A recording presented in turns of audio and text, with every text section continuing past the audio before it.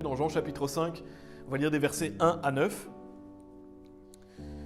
Versets 1 à 9, Jean chapitre 5, où il est dit « Après cela, il y eut une fête des Juifs, et Jésus monta à Jérusalem.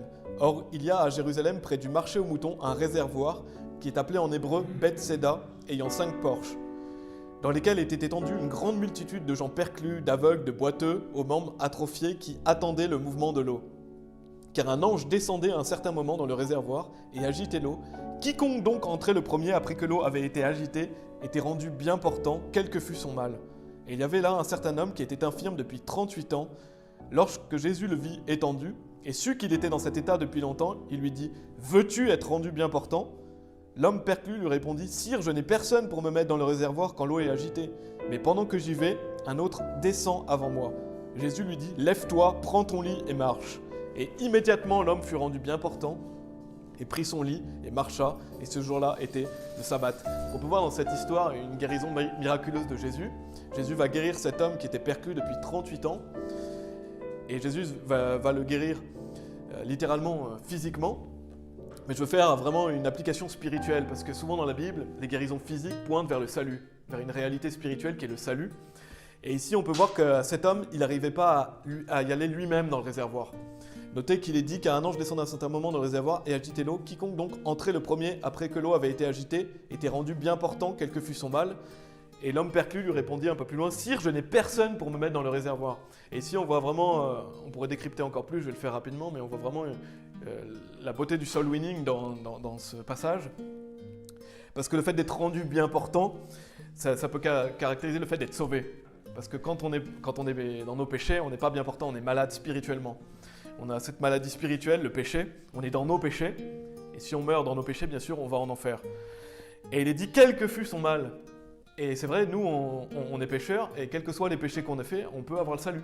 Quel que soit le mal qu'on a fait, on peut être sauvé. Bien sûr, je ne parle pas des réprouvés, je ne parle pas des personnes qui font des péchés qui sont contre nature, je parle de quelqu'un de normal, quelqu'un de l'homme naturel, la personne non sauvée.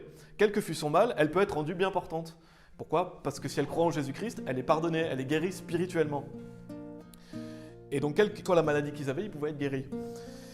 Et donc, lorsque Jésus le vit étendu et sut qu'il était dans cet état depuis longtemps, il lui dit « Veux-tu être rendu bien portant ?» Et c'est ça qu'on doit poser comme question aux gens. Est-ce que tu veux être rendu bien portant ? Est-ce que tu veux être sauvé ? Et c'est pour ça qu'on pose des questions aux gens. Et voilà, on veut que les gens soient sauvés. Veux-tu être rendu bien portant ? Tu peux être rendu bien portant aujourd'hui si tu veux. Tu peux recevoir la vie éternelle. Tu peux être sauvé. Et on voit d'ailleurs l'eau ici. Bien sûr, ça peut caractériser l'eau de la vie éternelle. Le fait que les gens aient été mis dans l'eau, nous on leur apporte l'eau de la vie éternelle en prêchant l'évangile. Et quand on voit, ce que je veux me focaliser aussi, c'est que l'homme lui dit « Sire, je n'ai personne pour me mettre dans le réservoir. » Et je ne sais pas si ça vous fait penser à un passage dans la Bible, mais moi ça me fait penser dans les Actes, quand l'eunuque dit « Comment le pourrais-je à moins qu'un homme ne me guide ?» Et donc cet homme, il ne pouvait pas y aller lui-même dans l'eau. Et qu'est-ce que ça caractérise ? Ça caractérise le fait que les gens ne peuvent pas être sauvés si on ne va pas leur prêcher l'évangile. Si on ne les guide pas, si on ne leur prêche pas l'évangile, les gens sont perdus, ils ne peuvent pas être sauvés. Et c'est là où nous, on rentre en action, le soul winner vient pour expliquer l'évangile aux gens. Il prêche l'évangile. Parce que sinon, comment pourrait-il être sauvé ? Et cet homme, il avait personne, c'est triste quand on pense à ça, c'est-à-dire ça fait 38 ans qu'il est là et personne n'a pris le temps de le mettre dans l'eau. Et il y a des gens dehors qui veulent peut-être être sauvés et personne ne prend le temps de leur expliquer l'évangile. Et c'est triste. Et c'est une réalité et c'est à nous d'aller le faire justement. On doit amener les gens à l'eau de la vie éternelle, à la guérison. Cette notion d'aller les chercher. Là, Jésus est allé chercher cet homme. Jésus avait compassion des personnes. Il avait compassion de cet homme perclus qui était là depuis 38 ans. Et Jésus, je pense que cet homme, bien sûr, a été sauvé, spirituellement et physiquement. Et donc, dans 1 Corinthiens chapitre 2, verset 14, donc ça rappelle l'eunuque qui dit à Philippe « Comment le pourrais-je à moins qu'un homme ne me guide ?» Bien sûr, Philippe va prêcher l'évangile à l'eunuque et l'eunuque va être sauvé. Et dans 1 Corinthiens chapitre 2, verset 14, qui nous dit « Mais l'homme naturel ne reçoit pas les choses de l'Esprit de Dieu, car à lui elles sont absurdes, ni ne peut les connaître parce qu'elles sont spirituellement discernées. » C'est-à-dire que la personne non sauvée ne comprend pas la Bible tout seul. Une personne sauvée ne peut pas comprendre tout seul. Une personne qui prend une brochure ou qui lit la Bible, il ne peut pas être sauvé sans quelqu'un qui lui prêche l'évangile. C'est pour ça que je vous ai dit que donner de la littérature, ce n'est pas de l'évangélisation. Parce que la personne ne peut pas être sauvée. L'homme naturel ne reçoit pas les choses de l'Esprit de Dieu. donc c'est là où une personne sauvée qui a le Saint-Esprit en elle doit aller prêcher l'évangile pour que la personne puisse être sauvée. Une personne qui est toute seule, qui lit la Bible par elle-même ou qui lit une brochure, elle ne peut pas être sauvée toute seule. Romains chapitre 10, verset 17 nous dit « Ainsi donc la foi vient par le fait d'entendre et entendre par la parole de Dieu. » Donc on voit cette notion d'entendre, pas de lire, non, d'entendre. Pourquoi ? Parce que c'est là où on doit élever nos voix, on doit prêcher l'évangile. Donc quelqu'un peut être sauvé si quelqu'un lui prêche l'évangile. Sûr, vous pouvez être sauvé aussi en écoutant une vidéo ou en écoutant un son, parce que la foi vient de ce qu'on entend. Et ce qu'on entend par la parole de Dieu. Et donc c'est la deuxième chose aussi que je veux souligner, c'est par la parole de Dieu. Donc oui, il faut un soul winner, mais il faut aussi la Bible. Il faut aussi des versets.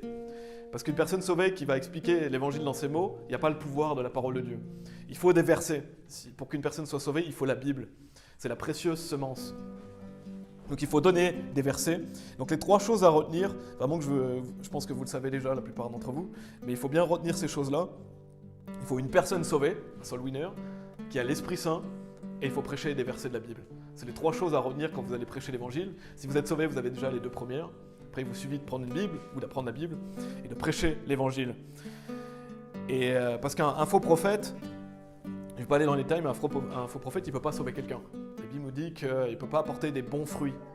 Donc un faux prophète qui prêche l'évangile, il ne peut pas sauver quelqu'un. C'est là où on voit qu'il faut une personne sauvée avec le Saint-Esprit. Et bien sûr, il faut des versets de la Bible. Et la question que je vous pose, c'est est-ce que vous avez de la compassion pour les autres ? Est-ce que vous avez de la compassion pour les personnes perdues ? Parce que Jésus avait de la compassion pour cet homme qui était perclus.